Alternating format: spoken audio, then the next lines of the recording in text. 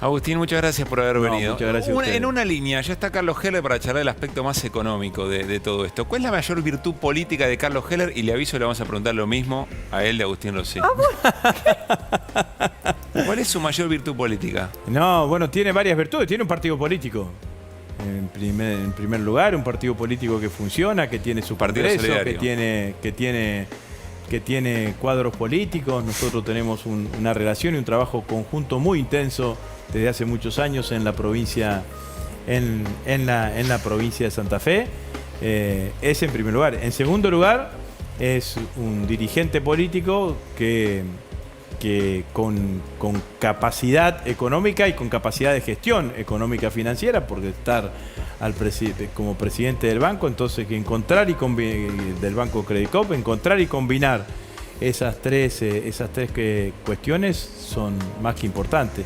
Y en tercer lugar, la verdad que en algún momento habrá que dimensionar adecuadamente lo que significa en la Argentina tener un banco cooperativo en un sistema como el sistema financiero, que es un sistema en donde las reglas de juego muchas veces no existen, digamos, ¿no? Entonces hacer una experiencia cooperativa, y yo creo que eso en gran parte, él no se lo atribuye, pero en gran parte es bajo la presidencia de Carlos. Gracias, Agustín, por haber venido. Muchas Gracias. Bueno, vamos a ir a la charla con Carlos Heller, pero Vamos. antes este informe que también pinta un poquito estos días en términos de lo que pasó, la tensión financiera que recién mencionaba también Agustín Rossi.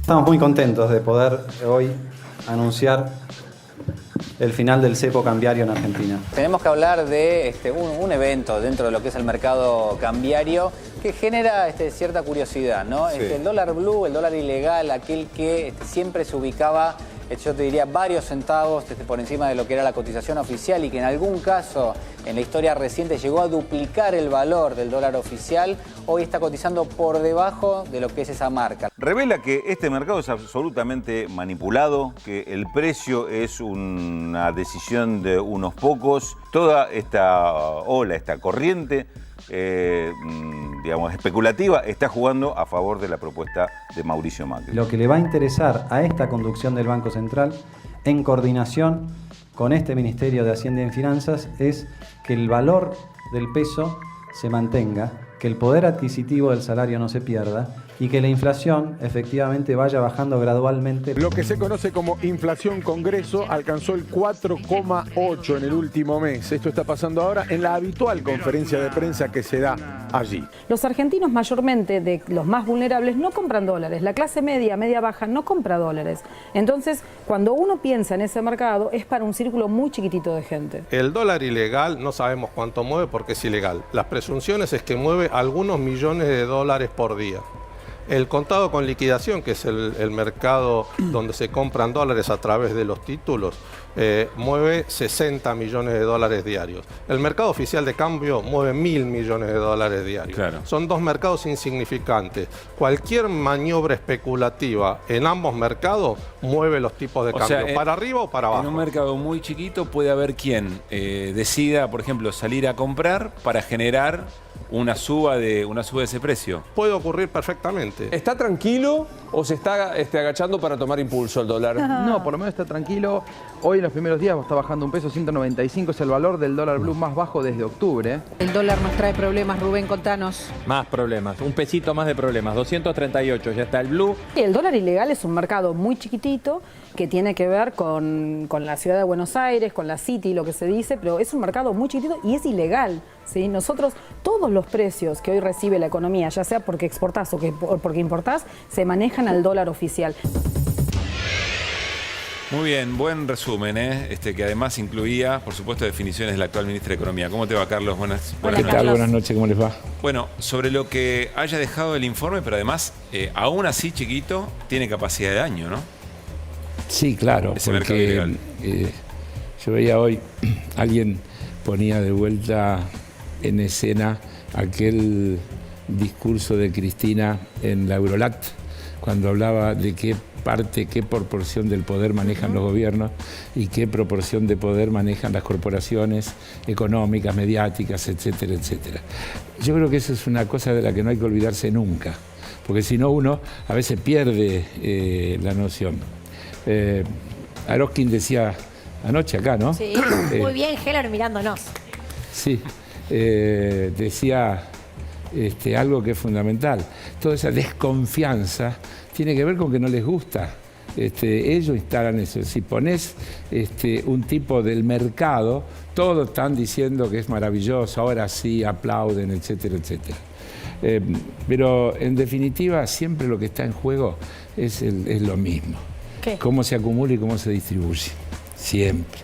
Entonces, ¿qué es el mercado? Porque el mercado, alguien piensa que es algo... El mercado son unos cuantos tipos operando, especulando, tratando de sacar ventaja. Ayer veía, hice zapping todo el día, que te imaginás que estaba... Ayer fue un día intenso, ¿no? Claro, en un canal había un panel de comentaristas, no sé qué, y una chica dice, una comentarista, tan malo de chica, dice, bueno, hoy es un día muy especial porque está cerrado, los bancos están cerrados, los mercados no operan, pero yo estuve hablando con los operadores de la calle Florida, los operadores de la calle Florida son los arbolitos, son los tipos que están cambio. Es decir, ¿cómo podés instalar ese tipo de cuestiones? Ayer la referencia del criptodólar. Claro. ¿Qué es el criptodólar? Bueno, a lo del criptodólar habría que decirle que en noviembre el Bitcoin se cotizaba a $69.000 y este fin de semana estaba debajo de 20, 19.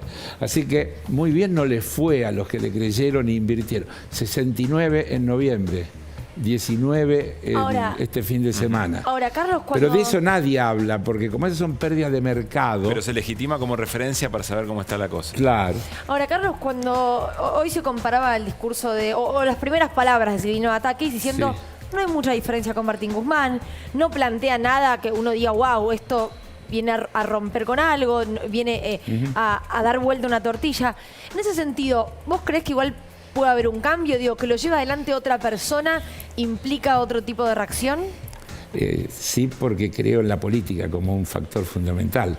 Y no es un hecho menor de que Guzmán había dividido las aguas, para decirlo de alguna manera, y Batakis lo ha logrado unificar. Es decir, el hecho de que detrás de esta nominación aparezcan las principales referencias del espacio político del que formamos parte, del Frente de Todos, es fundamental, porque la economía no es una ciencia matemática, es esencialmente una ciencia política. O sea que la dictadura eliminó el término de economía política en la facultad. La carrera de economía política y la dejaron de economía, porque le querían sustraer... O sea, ¿era licenciado en economía política el título? Claro, no sabía. Claro. Y quedó licenciado en economía. ¿Por qué? Y para sacarle el sentido de la política. La economía es una ciencia eminentemente política, porque no es matemática. Las cosas dependen de todas estas subjetividades, de relaciones de fuerza, de lo que pasa en el mundo cada vez más. ¿Cómo te podés sustraer de lo que sucede en el mundo? En la Argentina tenemos una tendencia a no tener en cuenta que, por ejemplo, los datos que te tiran los organismos internacionales. Más allá de nuestra opinión sobre los organismos internacionales, tienen equipos de elaboración y de análisis muy grandes. Cuando vos ves que el Banco Mundial te pronostica a la baja la evolución del Producto Bruto Mundial, y cuando ves que te dicen que esto puede terminar en una hambruna descomunal a nivel global, imaginar que la Argentina está al margen de eso. No, claro. Y que todo Pero entonces, Carlos, a mí me queda una pregunta que le vamos a hacer después. La respuesta viene después del corte. Nunca se hizo esto en televisión. No, primera vez. Pero si las críticas eran profundamente políticas, de política económica, y no tanto de nombre propio, ¿cómo es que continuar con lo mismo no va a generar las mismas críticas del mismo sector? Lo charlamos cuando volvemos del corte, muy breve. Quédense allí. Un minuto y medio. Seguimos en Desiguales. Dale.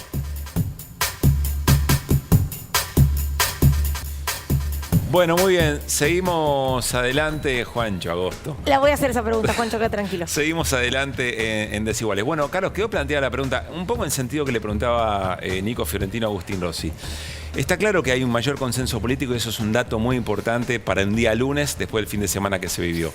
Ahora, si en el andar no hay una modificación en algo, no estamos hablando de 90 grados, pero si en algo no hay una modificación de política económica, ¿por qué no volverán a aparecer, y con los mismos resultados, por otra parte, por qué no volverá a aparecer esa crítica de ese sector tan puntual del Frente de Todos? Porque volvés a sacarle la importancia a la política y a los políticos y a los protagonistas y a las relaciones interpersonales, todo es así. Es decir, a veces nosotros tenemos la idea de, yo digo, de los próceres, ¿no?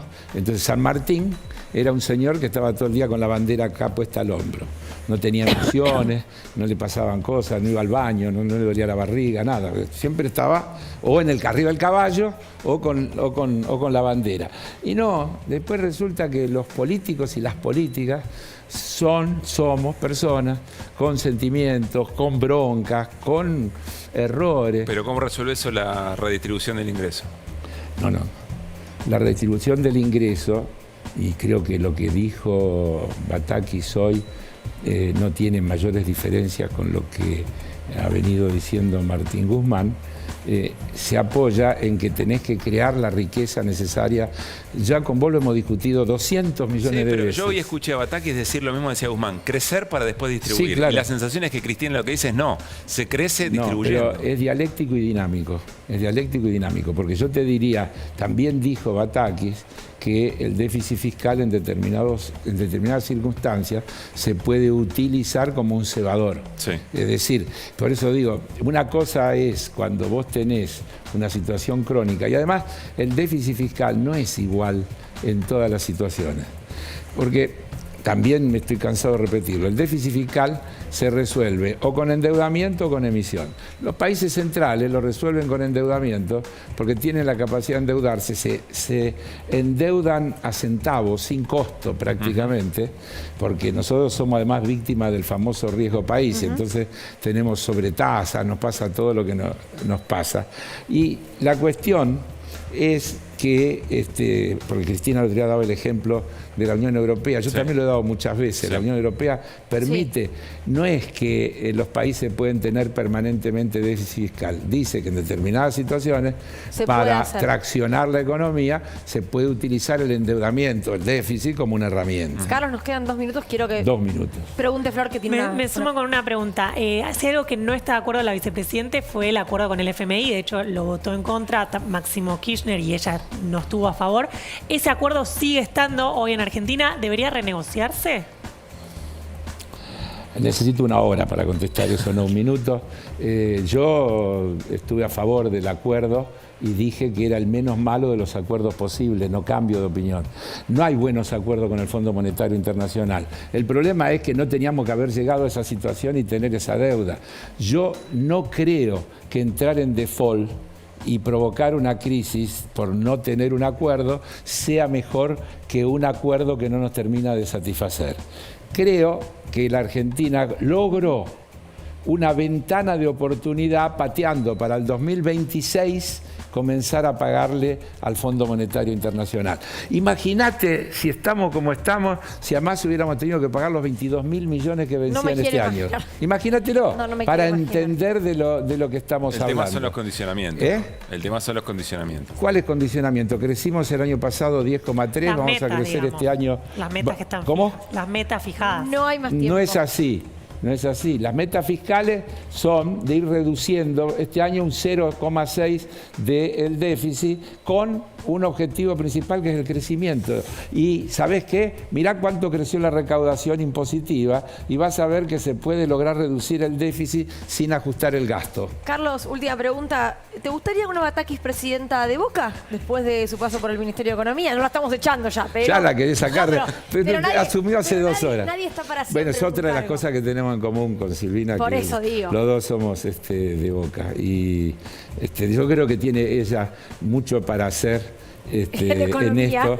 Y claro. Y después cuando termine con esa gestión, que se dedique a Boca. Ahora que piense en el país, que necesitamos que se dedique a eso. Muy bien. Gracias Carlos, por haber venido. Gracias a ustedes. Bueno, nos reencontramos mañana a las 9 de la noche. Seguimos haciendo Desiguales. Adiós.